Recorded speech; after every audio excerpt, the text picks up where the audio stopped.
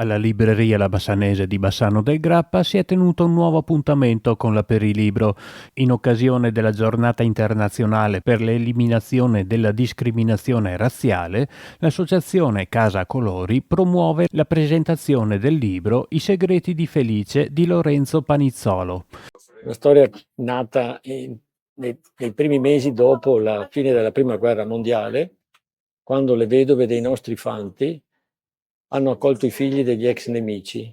Cioè i bambini di Vienna versavano in una condizione molto molto pesante, molto difficile, e sono stati accolti in Italia e nel Mantovano, dove ambiento la storia. È una storia di accoglienza, di solidarietà, che si sviluppa pochi mesi dopo la fine di una guerra terribile tra due nazioni confinanti.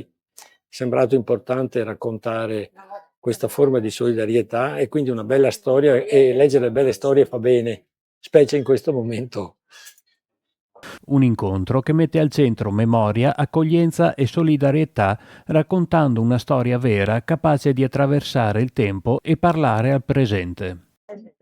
Il romanzo è di ambientazione storica e quindi la verità c'è tutta.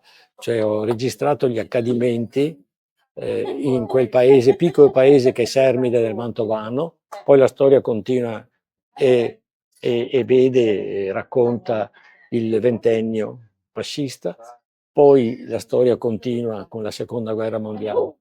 I personaggi sono di fantasia, ma l'autore ha bisogno di avere una piccola libertà per veicolare però i temi importanti e assolutamente attuali, concreti. Ma il libro è anche terribilmente attuale perché porta all'attenzione il dramma della guerra, la vita terribile dei nostri nonni dell'epoca, porta, segnala, segnala principi fondamentali per il buon vivere, cioè i principi di solidarietà, di fratellanza, che devono superare le criticità della guerra, il dramma della guerra, e speriamo siano anche di auspicio, di buon auspicio per il futuro.